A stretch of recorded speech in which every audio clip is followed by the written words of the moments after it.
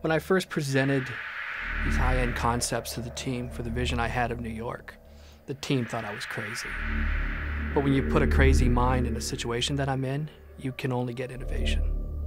His New York and his concept and the work that the concept team has done is frightening. My first reaction was, there's no way in hell we're going to be able to pull this off. We're really trying to capture the feel of what it would be like to walk the streets of this amazing, mega city and do these incredible things. So that means more people in the streets, more traffic on the roads.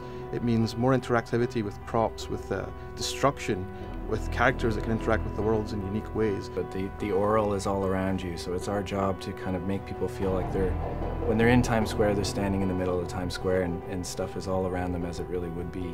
Once the players are done running around this New York, I think they can go back to New York and they won't need a tour guide.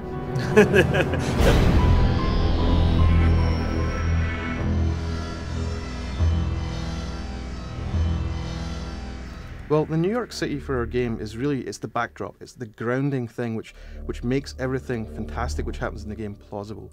You want somewhere that's recognizable, somewhere that's iconic, somewhere that everyone can identify with, and I think most people, if they were offered an opportunity to go there, would go there because it's a really exciting, energetic, amazing city. Well, a couple of things about our New York is it's probably the most densely packed city you've ever seen in terms of gameplay per square foot. There's so many fantastic events and fantastic things that the player can do in this game. We felt it was more impactful to set that against a hardcore background of reality, New York in 2008.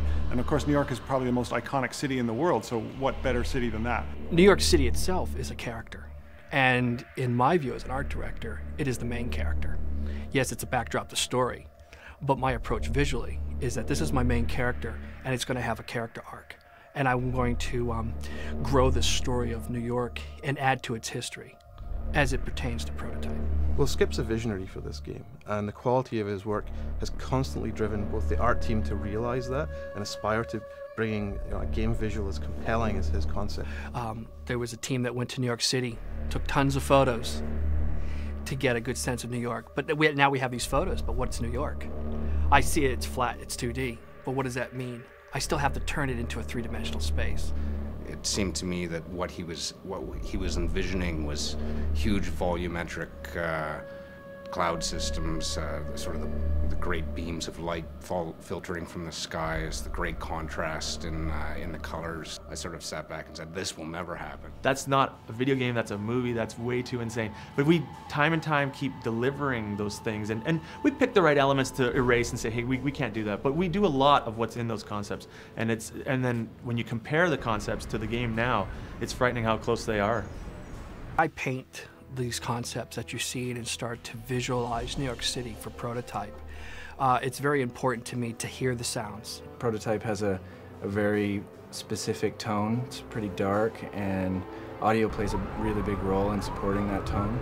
And of course, New York City being in a real environment and representing that environment in a contemporary and very realistic way. It's a very dynamic world. It's changing all the time. There's time of day, there's dynamic levels of number of pedestrians and vehicles and traffic, and things are always changing, so keeping up with that and representing that in the sound is one of our primary goals, and it's definitely a challenge.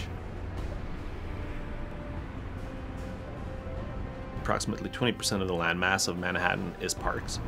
Everybody thinks of it as a concrete city, but there's a lot of greenery in there.